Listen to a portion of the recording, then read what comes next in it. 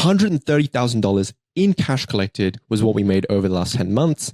And just this recent month, we're now $30,000 in disputes with a dwindling bank account. So how did we get there? And what are the 3 lessons that I suggest you learn before engaging in any sort of GoHighLevel ventures? For a bit of context, my name is Orien Daly, co-founder and CEO of GoHighLevel University. And this is a little bit more information on who I am. These are the things that I've done. I'm a coach now. I've made money online. I've paid my student loans, live in London, got engaged, book hundreds of appointments, or at least I know how to. And here are the 3 lessons I learned. Number 1, pick a niche you understand or buy from. Bit of context, I did a biomedical science bachelor's and master's, and I thought, I knew the medical niche. I wanted to be a doctor, thought I understood it, and I could create some sort of solution in terms of marketing and sales, like a software as a solution using GoHighLevel to help the UK market with their marketing and sales. A bit of context for people such as my mum who are listening. What is GoHighLevel? So GoHighLevel is a marketing tool. So it's an all-in-one marketing tool for your business. It's extremely affordable and it's probably the best option in the market. It replaces around $7,000 per month of costs. And it costs only $297 for the user, which is great. Now, the lesson I learned was to pick a niche you understand or buy from, because you'll understand their problems and you'll know exactly what they need to resolve their solution, to resolve their problem. You'll know the solution. I didn't know the problems that they experience. I had to learn, I had to try and find them. And the solution I came up with was a tech and AI solution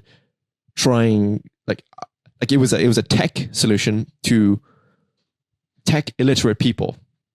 It just didn't make sense the way I was trying to resolve it, because they didn't understand tech. They were medics. They were people, who handled medicine, who handled, they weren't necessarily businessmen or salespeople or marketing people, and trying to teach this whole market who didn't really know tech or AI or marketing or sales that well. This solution was very expensive and time consuming and very painful and wasn't worth the cost.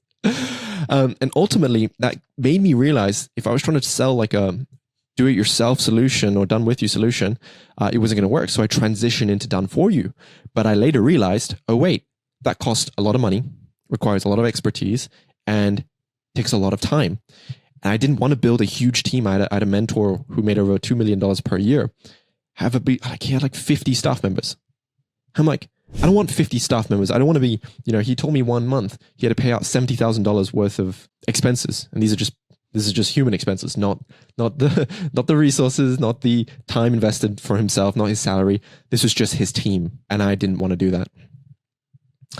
Speaking of hiring carefully. Now, this is not that person's specific fault. I think it was our fault for not knowing how to hire, manage, and set proper expectations with the staff members that we had, because we were new. This was like our first hire. But trying to find someone to care for my customers more than I did was extremely difficult. And that was more my fault. Like, it was a leadership skill. I ultimately, at the end of this whole venture, I didn't care as much as I did at the start. Like at the start, I loved getting the results. But then scaling it, not really knowing the names of who I was selling to, it was very, very difficult to find someone that cared as much as they needed to get the results that we needed to for our customers, for them to carry on paying us and staying around.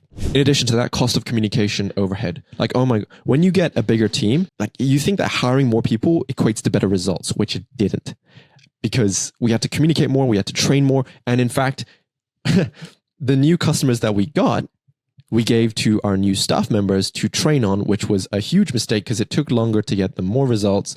The communication was poor. It was patchy. Yeah, huge lessons. Just results, getting the results for your customers and making sure like the staff members that you do hire, you set proper expectations with. And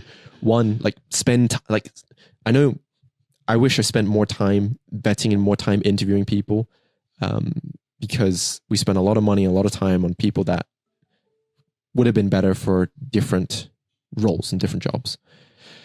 And then lastly, do what you know and help how you can. I thought I knew what the hell I was talking about with marketing for the medical industry, but I didn't.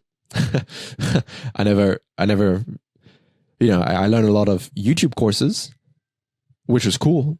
And, all these gurus tell you online about how easy it is to get these amazing results, when in actuality, there are so many nuances and so many like little details that you pick up as you do it, but that's like the price of learning it, learning these skills and learning these lessons. So don't lie, be honest, and start with where you're at, because based on the Dunning-Kruger effect, you know much less than you actually do, which was true for me. And that basically cost us in revenue. It looked like we made a lot of money, $130,000 last 10 months, but that didn't equate to profit. We took home around $5,000 in the last 2 years running this business, and it wasn't worth it. It was not worth it. Like, it really, really wasn't worth it in terms of the money, but in terms of the lessons that I took away from building this business, yes, it was worth it. And it was quite hard having to shut this down when you got on, we had around 30 customers at the end of this business. And I had to jump on cancellation calls with people and tell them like, hey, sorry, we're shutting down. And it was quite tough to hear people tell me how shit our services were, when, why would I spend all my time and energy trying to build this if I thought we couldn't solve the problem? And then they say it was shit and it wasn't worth it. And ultimately it ended up being my problem, my fault, because I'm the one who started this, made this, and got people involved with this. But it's possible.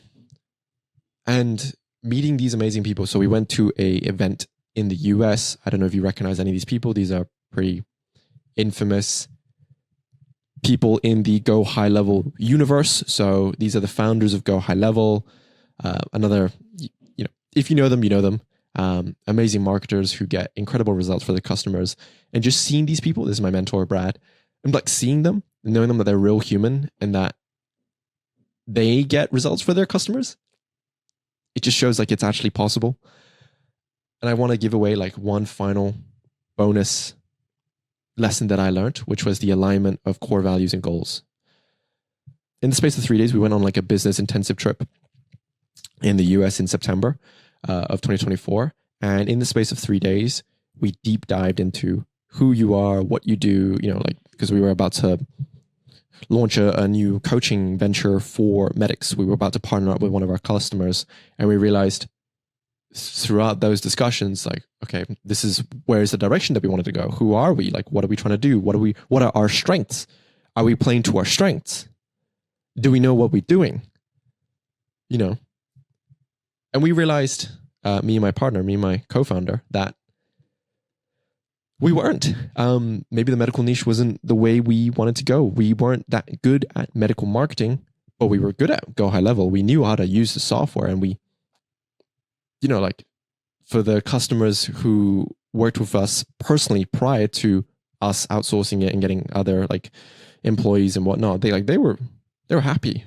They stuck around, maybe because it didn't cost that much, but $300 or $3,000, people, if you don't get the results, people get more mad if it was $3K over $300. So, and also like understanding like whether or not we actually enjoyed this, or are we just trying to copy other people and copy other people's successes? Like, was this the path that we actually wanted to walk? Did we want to serve this niche? Did we really like these people? Is this the people that we normally hang out with? Is this the people that we bought from? And finally, like, what type of character are you trying to be? It took a great deal of reflecting.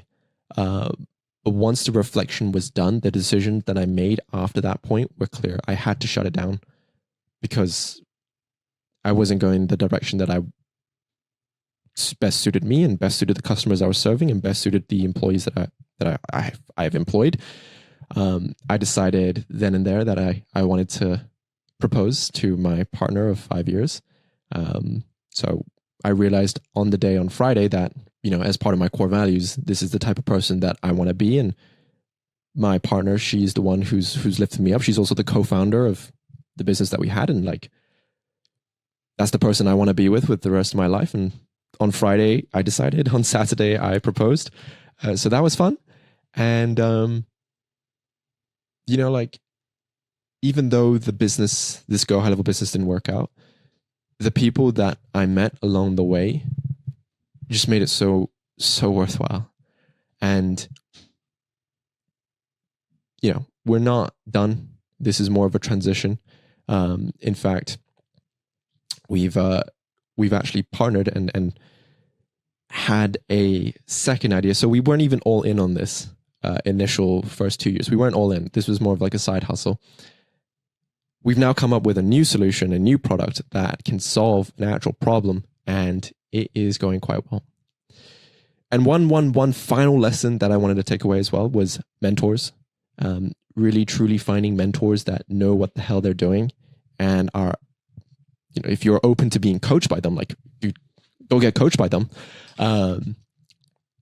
which is exactly what we did and what we're doing with our new venture.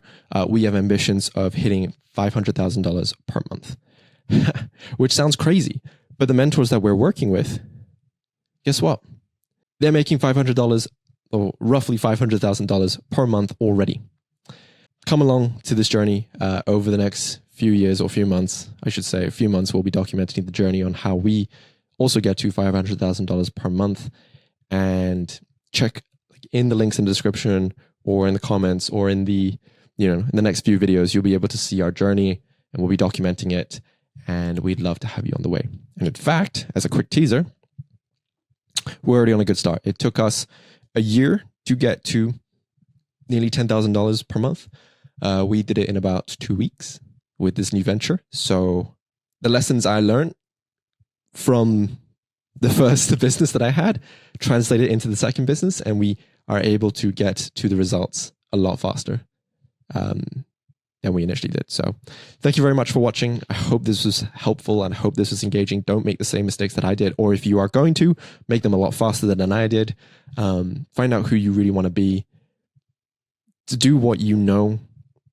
Don't lie. Find a mentor. My gosh, like there's so many more lessons that I can give away, but stay tuned. Keep an eye out for these videos and thank you very much. Enjoy the next video.